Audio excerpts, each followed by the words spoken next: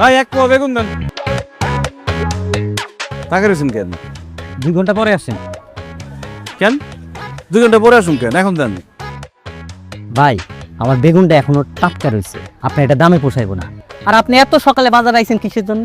হ্যাঁ, আপনি তো আসবেন দোকান বন্ধ হওয়ার কিছু সময় আগে, তখন যা পাবেন পছন্দ ওইটা কম দামে নিয়ে চলে যাবেন। এই তরতাজা বেগুন আমি কমে বেচতে পারবো না।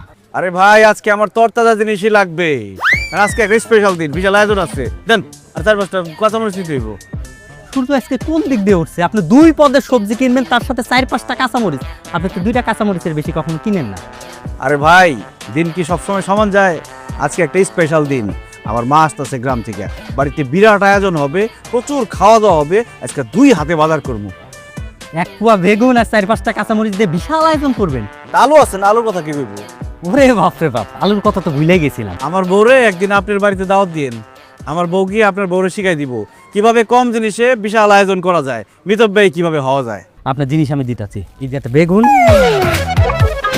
এই যে আলু, আলু 1 2 3 4 5 কত হয়েছে? 52 টাকা ভাই। আর 2 টাকা কই?